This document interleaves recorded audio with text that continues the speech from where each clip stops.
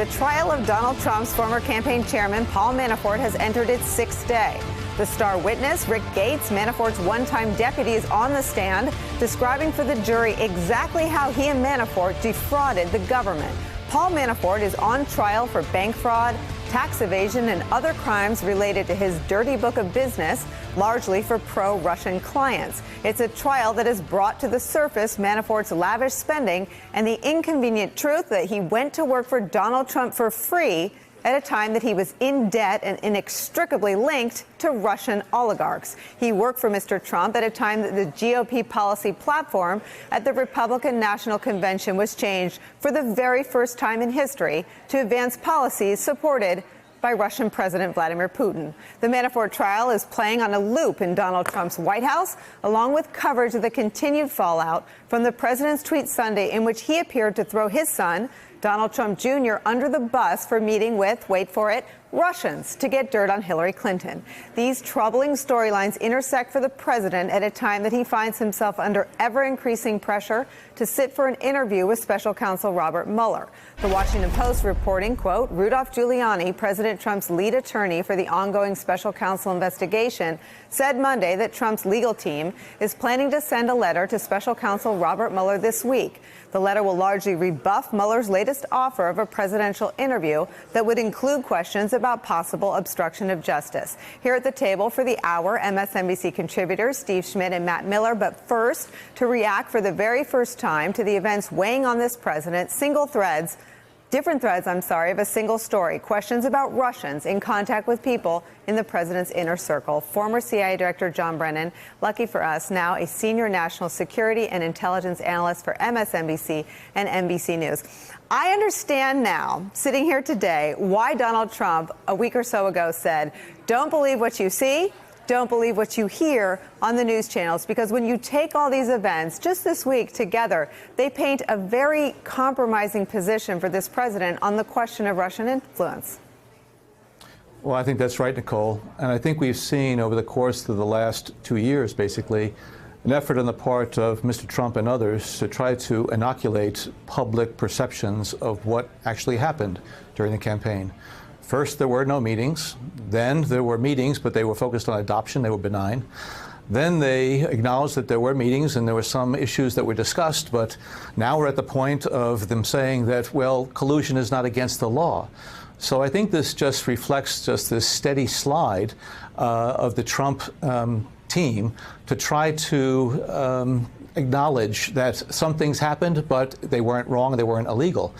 That's where it's up to the special counsel and his team to uncover exactly what happened, the motivations for those who went into those meetings, and to come to the conclusions that I think the evidence will bring forth. Is there any question in your mind about what the motivations were for the people in the meetings? I mean, the Trump Tower meeting was attended by Natalia Veselnitskaya and others who were known to be close to the Kremlin. When you first heard about that meeting, was there any doubt in your mind about what the motives were for that meeting? Well, I think anybody who would go into a meeting like that with individuals who were known to be associated with Russian intelligence should have realized that they were getting into some very, very deep and hot water. What has come out in the public reports over the last year and a half in terms of what the anticipation was, in terms of dirt on Hillary Clinton and people eagerly looking forward to that, I think there's no question, certainly in my mind, that they thought they were going to get something that was going to assist the campaign effort of Donald Trump. Did the American intelligence community have real-time knowledge that agents of the Kremlin, like Natalia Veselnitskaya, were meeting with representatives of the Trump campaign, including the president's son and son-in-law and his campaign chairman? Well, I think obviously, Nicole, I'm not going to tell you about what the intelligence and law enforcement capabilities were at that time and may still be in terms of being able to monitor these ongoing developments. But I must say the FBI and the U.S. intelligence community are the world's best in terms of being able to detect and to then uncover, sometimes in real time, but often you are able to determine exactly what happened by putting together some bits and pieces of data until you actually can see more of the puzzle. I think I hear what you're saying, and unlike this president, I respect the need to protect sources and methods. But I guess what I'm trying to get at is one of Donald Trump's attacks on the intelligence community, where you spent the vast majority of your career, and on law enforcement, which is both sides of those. The CIA run by his handpicked appointees, and before that by a political supporter of his, Mike Pompeo. The FBI now run by his handpicked nominee, Christopher Wray. He attacks them constantly. Should he have been warned by the FBI that there were Russian agents in Trump Tower? I mean, with Trump, sometimes there's a kernel of something.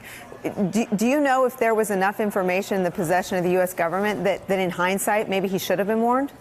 Well, certainly the campaign was given defensive briefings by the FBI about what they should be aware of and on the lookout for. But if there were ongoing investigations at the time, which Jim Comey and others have acknowledged that in late July those investigations were opened, it's very, very difficult to reveal details of an investigation while at the same time protecting the integrity of that investigation. So I know the Bureau tried to balance their need to warn and to advise the two campaigns about the potential for foreign interference, but at the same time continue to pull those investigative threads. And they continue to pull them throughout the course of the campaign and during the period between Election Day and Inauguration Day, and then subsequent to that. But the Bureau has to be able to protect source and methods and be able to ensure that their investigation is going to be able to continue. And that was something that was cherished and held dear by every Democratic and Republican president until this president was sworn in January of the beginning of his first term. So I wonder if you take that the FBI has to be able to preserve an ongoing counterintelligence investigation, which that was. Now it's also a criminal investigation. I wonder if there's any regret or remorse that all of these norms, all of these law enforcement norms, all of these intelligence community norms were preserved and protected for a president who's trampled over them. Well, I think both law enforcement and intelligence professionals take their responsibilities quite seriously. And they frequently will encounter issues that are rather unique. And this was a unique one, certainly in my experience.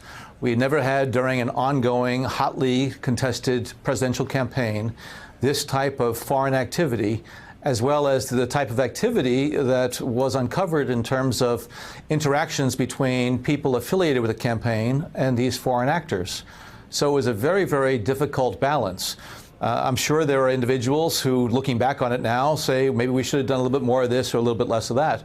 But trying to preserve their ability to understand the facts and not to, in any way, impugn individuals' reputations prematurely. I think these were some of the things that were of a concern to the FBI and others. And I guess what I understand, I guess what I'm getting at is you were protecting the presumption of innocence of people who trample all over the integrity of the people who are protecting them. So it seems like now, looking back at however many months of the Trump administration, people were acting in a way that they thought would be reciprocated in terms of understanding the functions of the American intelligence community and law enforcement. I do want to get to the Manafort trial. Jeremy Bash on this program once said that it was possible that there was a Russian plant, that there was somebody who sought out employment on the Trump campaign. And we know that Paul Manafort was in debt to Russian oligarchs. We know that Paul Manafort sought out the president's close friend,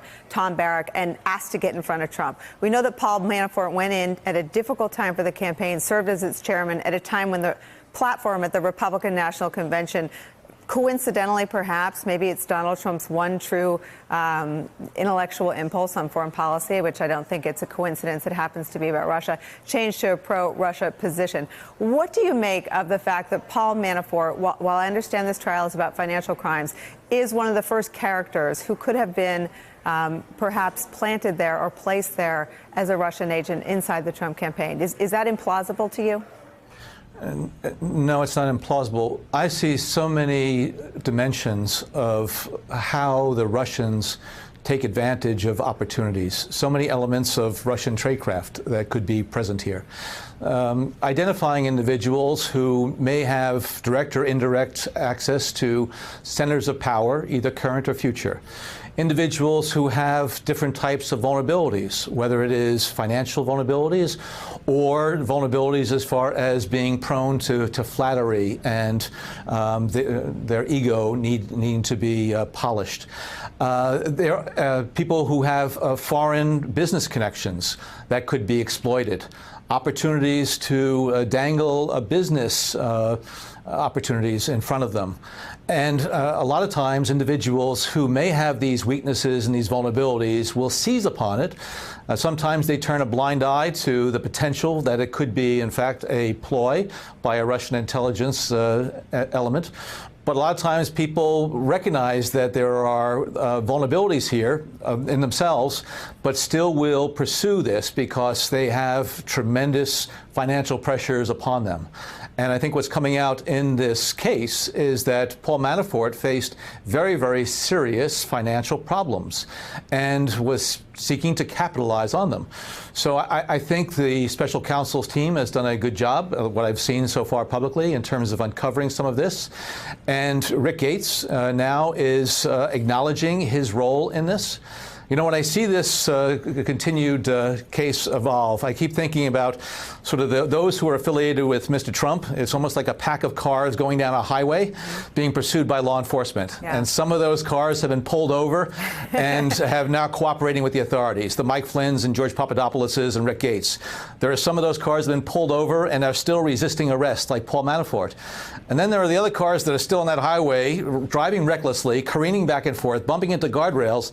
They're going to crash, they're going to go off a cliff, or they're going to be outmaneuvered by law enforcement. It's one of those. They're not going to get away. Let me ask you about a white Bronco here to mix metaphors. Don Jr. largely thought to have been thrown under the bus by his father, who changed his own story. But they seem to have a strategy for avoiding maybe not even impeachment, but conviction in the Senate. So I guess the president isn't worried about himself. But he appeared to throw his son under the bus when he said, Don Jr. took a meeting with the Russians. It happens all the time. Steve Schmidt is here with me. We've worked on a lot of presidential campaigns. You never meet with a foreign government, let alone a foreign adversary. There are plenty of allies who have ideas and suggestions and information. You never take the meeting. You don't meet with the UK. You don't meet with the Israelis. You don't meet with our friends. You never, ever, ever correspond with American adversaries. So what do you think Trump's doing by saying, hey, Don Jr. met with Russians to get dirt on Hillary Clinton? Do you think it's sort of trying to signal the same kind of defense he's got for himself, collusion isn't a crime? Or do you think he really doesn't understand that his son could be in serious legal jeopardy for conspiracy? I think it's both. I think he believes that he can convince his base and supporters that there was no crime here and trying to explain it away. But also I think he has an exaggerated sense of his ability to navigate these legal shoals.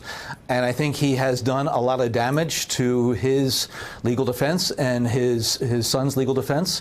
And I'm sure some of the lawyers that are trying to defend Mr. Trump and others, the real lawyers, not the Rudy Giuliani's, but the others, are rolling their eyes and are very concerned about all of the things that Mr. Trump continues to either tweet or to say that is complicating and making their jobs much more difficult. Let me ask you something else about Russians, because they seem to be popping up everywhere, and it's always Russians. Maria Butina, who had infiltrated, a Russian spy, had infiltrated the NRA, which may seem a little off topic, but it's really not. This is about Russians manipulating the powers, the levers of power in Republican politics. Are you alarmed to see, are the Russians being emboldened, or are we getting better at catching them? Well, it may be a little bit of both. Russian intelligence activities in the United States, I think, spans the spectrum from very sophisticated, exquisite intelligence operations that are really difficult to detect and uncover, to maybe some of the more entrepreneurial efforts on the part of those who may be working directly or indirectly with one of the Russian intelligence services, whose profile is maybe a little bit more prominent than a traditional Russian intelligence officer would like.